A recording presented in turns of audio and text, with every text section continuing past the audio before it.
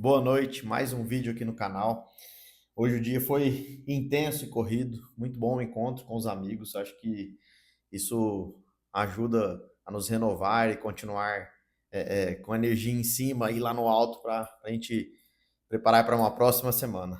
Muito legal, muito divertido o dia hoje. Queria ter gravado antes do encontro, mas pela correria não consegui. E agora, aos 45 do segundo tempo, mais uma vez estou aqui fazendo esse vídeo para cumprir com o meu objetivo de gravar vídeos diário. Talvez hoje eu não gravasse de novo, se não fosse um compromisso aqui comigo, na verdade, né? E tô tendo feedbacks legais e tô gostando cada vez mais de estar presente aqui nessa rede social, tá? O YouTube, eu confesso que tem sido muito mais produtivo, tanto para aprendizado quanto para experiência, né? Na parte da comunicação, na parte de gravar vídeos e do feedback. O feedback e a interação com alguns seguidores acaba sendo mais sincera e mais produtiva, de certa forma, vamos dizer assim. E hoje vim aqui gravar o vídeo e falei, o que eu vou falar? Será que eu falo sobre a parte hormonal de novo? Se eu falo sobre o esteroide anabolizante que a gente tinha conversado no vídeo de ontem? Talvez sobre oxandrolona. E quando eu abri o YouTube, eu vi que tinha um feedback, tinham dúvidas dois rapazes, vamos dizer assim, dois seguidores, dois usuários do YouTube, vamos dizer assim. Primeiro, achei legal, tá? Fabrício 1103. Ele mandou acho que ontem, né? Pelo tempo aqui, eu não tinha visto. Rapaz, vamos falar somente da parte hormonal e essa prolactina em 21. Isso não é um valor bom. Isso tem interferência na ereção e libido também. Eu experimentaria deixar ela em 3 ou 9 com cabergolina, ao menos para descartar a questão hormonal. Usaria uma crisina para controlar o estradiol. Bom, obrigado, Fabrício, pelo seu comentário. Vamos falar sobre isso.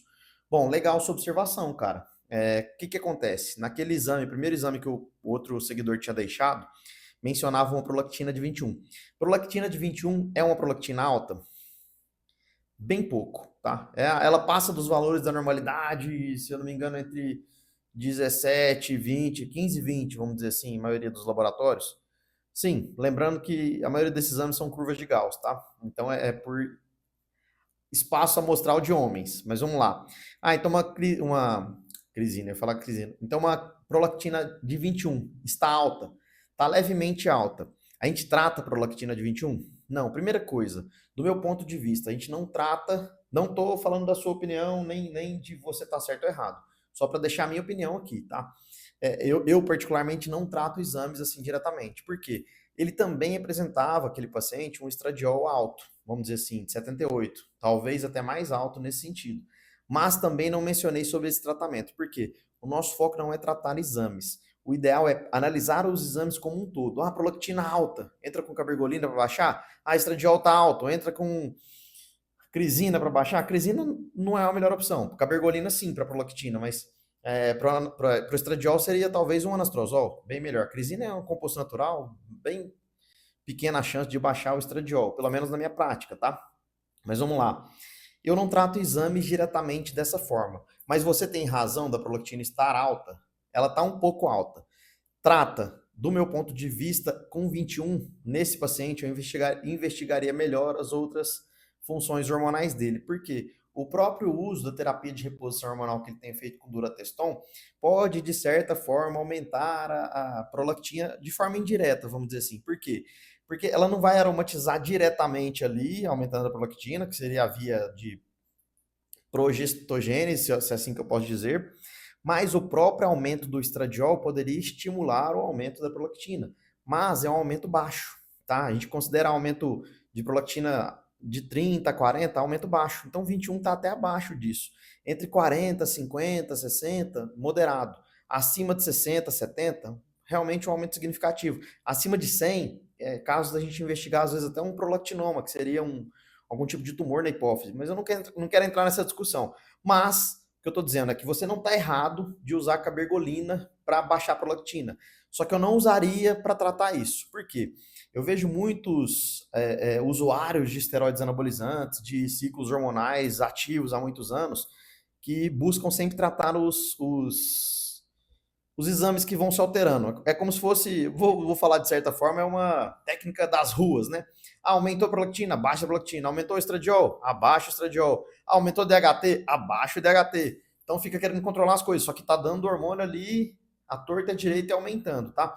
Principalmente, bom, o paciente não mencionou naquele caso, principalmente hormônios derivados do 19-nor, que seria trembolona, a própria decadurabolina, a nandrolona também, poderia aumentar muito a via progestágena e, de certa forma, estimular o aumento da prolactina também. Ah, mas é só isso? A gente trata a prolactina de 21? Do meu ponto de vista? Não. Por quê? Não é o único problema que pode causar isso. Então, vamos lá. A parte de uso de antidepressivo, uso de medicamento para ansiedade, pode favorecer o aumento, de certa forma, leve da prolactina? Pode. Tá? Então, a gente não precisa tratar desse jeito. A prolactina de 21 seria uma causa específica. Você não está errado, de certa forma, pode atrapalhar algumas coisas. Mas a gente entra. A prolactina elevada pode, não sei se está ficando confuso, mas ela pode causar, de certa forma, disfunção erétil e perda de libido? Pode. Mas não é o problema do paciente em si. O paciente tem ereção normal e tem a libido excelente, só que ele está tendo ejaculação precoce. Então ele tem a ereção, ele tem o desejo, a libido ali. Falou para mim depois no outro comentário que a relação dele com a parceira é muito boa e a libido é boa, os preliminares são boas, a questão ali de afinidade dos dois são legais.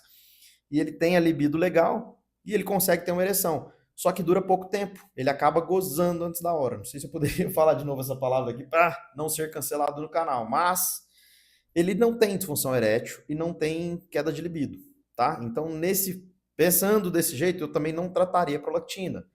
E achei legal o seu feedback para trazer isso para a gente. E a outra questão de você falar do uso da crisina, a crisina é um medicamento natural, à base de fitoterápicos e não vai ter uma relação direta para baixar estradiol. Eu pensaria muito mais no anastrozol, mas entra no mesmo caso. Não vamos tratar exames específicos separados porque está sendo alterado. O paciente faz uso de medicamento para ansiedade. O paciente tinha feito uso também de outros medicamentos mais potentes antes, como a paroxetina, que ele foi deixar em outro comentário com os exames mais completos. Ele tinha um histórico de ansiedade, um paciente que já faz atividade muscular, a própria atividade muscular, às vezes em excesso, também pode aumentar, de certa forma, a prolactina. Então, o que eu falo é uma causa multifatorial, não é assim, a gente vai lá e trata. Ah, se ele tivesse uma prolactina ali de 60, 70, eu trataria? No início também não, eu investigaria melhor, tá? Será que esse paciente tem algum problema na hipófise dele? Algum outro problema hormonal que está estimulando isso? Então não é unidirecional, eu falo muito isso para os meus alunos da faculdade, para a gente não tratar sempre um exame, a gente não tem que tratar exames, a gente trata um paciente, é um ser humano, então tem várias coisas ali que podem estar desbalanceadas, estar desreguladas, a gente tem que tentar equilibrar, entendeu? Para analisar como um todo aquele caso, tá certo? Mas gostei do seu comentário, que a bergolina sim pode ser usada para baixar a prolactina. Não entraria para esse paciente, não acho que é o problema dele, porque ele tem a libido legal e tem a ereção legal. Só não está durando muito tempo, como ele disse no outro comentário, em outro vídeo, ele está tendo uma ejaculação precoce, beleza? Mas te agradeço pra caramba, Fabrício, e vamos falar mais dessas interações, cara. Eu tô aqui sempre para trocar experiências com quem eu puder. E sempre eu falo troca de experiência porque eu posso aprender muito com você também e com todo mundo que está participando, de certa forma, desse canal. Só que a crisina para baixar a estradiol, não acho que seria a melhor opção nesse caso. Aí eu pensaria já no anastrozol, mas também não trataria, certo? Não sei se ficou confuso aqui, mas brigadão, agradeço mesmo pelo comentário, vou até responder você falando que eu vou postar o vídeo de hoje sobre isso, tá certo?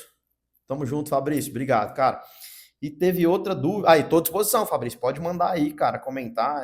Eu acho que esse feedback é legal para a gente fazer crescer a plataforma, crescer a nossa interação, tá bom? Tô à disposição também para aprender e para trocar ideia com você e para trocar experiência, beleza, cara? E teve outra dúvida do José Ireneu Gabriel, 9062. Doutor, tenho 64 anos, testosterona livre está em 1110. Ô, louco, tá alto, hein? SHBG 78, testosterona livre 14. Não, a testo total está 1110, né? SHBG 78, testosterona livre 14,5, a biodisponível 340. Então, era total ali em cima que ele quis dizer, eu penso, né? Estou com problemas de libido e ereções também. O que devo fazer para melhorar isso? Bom, calma lá. José Irineu, 64 anos, cara. 1.100 de testo. Você faz algum tipo de terapia de reposição hormonal? Faz uso de algum tipo de testosterona?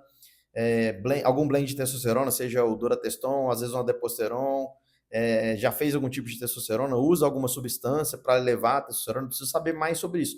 Seus exames aqui estão muito pobres para a gente falar sobre o seu quadro hormonal em si, mas faltam os exames do FSH e LH, que vão estimular o testículo a produzir testosterona, falta o seu estradiol, seu DHT, para a gente saber como é que estão as vias da testosterona, se estão funcionando legais, tá? É bom saber se tem algum problema hepático, alguma alteração na função hepática, seu PSA com 64 anos é bom a gente saber como tá, porque essa testosterona alta também pode estar estimulando o aumento do seu PSA. Não sei se você faz uso da terapia de reposição hormonal, se tem alguma alteração na próstata, mas é importante a gente saber todos esses caminhos, tá?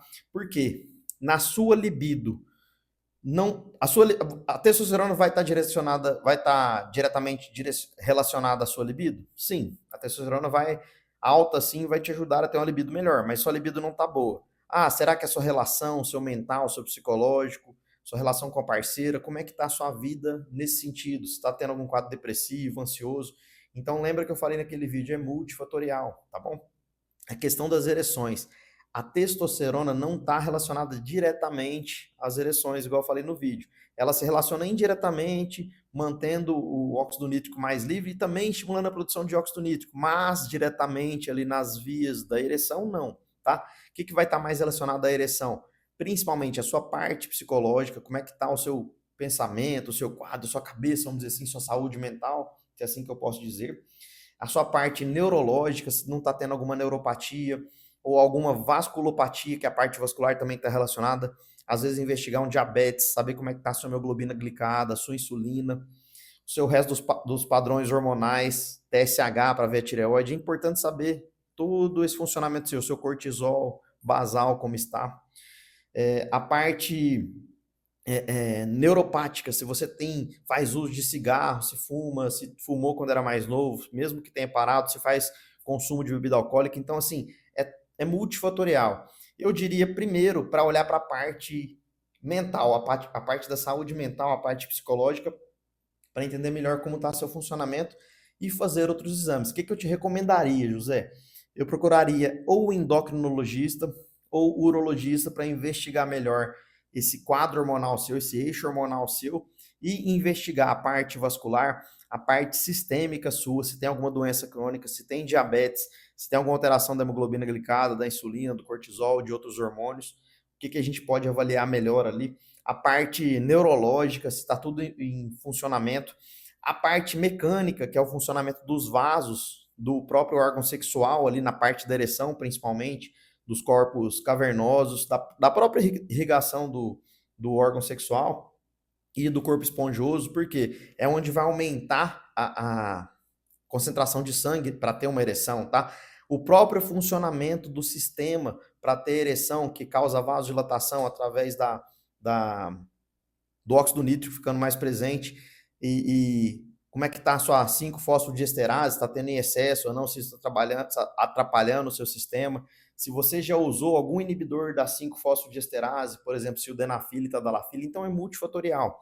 Com essa dúvida só eu não consigo te responder, mas te orientaria a procurar um urologista, tá? Fazer o exame do PSA é importante, até o exame do toque da próstata com 64 anos é importante fazer, não sei se você já fez, tá?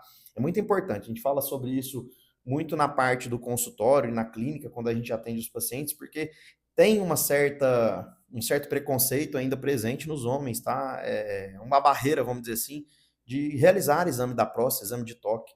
Então não tenha vergonha disso, tá? É importante para a sua saúde não só investigar essa parte hormonal, mas investigar toda a parte hormonal. E se você tem essa testosterona total alta, sem fazer reposição, é excelente, mas é bom investigar se está tudo ok ali, principalmente a parte da sua próstata, tá bom? Ah, e se você faz a reposição, a terapia de reposição hormonal, mais um motivo ainda. Nesse caso, eu te recomendaria acompanhamento médico, pelo menos a cada 3 ou 4 meses ali, tá? Para manter certinho seu eixo hormonal, seu acompanhamento e entender que isso tudo é multifatorial, tá bom? Então hoje eu vim aqui para gravar o vídeo, para deixar essa mensagem para vocês, agradecer principalmente ao Fabrício e ao José Irineu.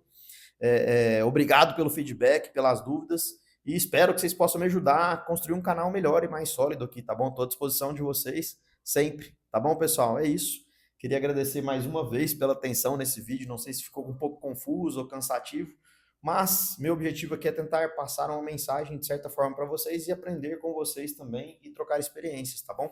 Estou à disposição aqui sempre.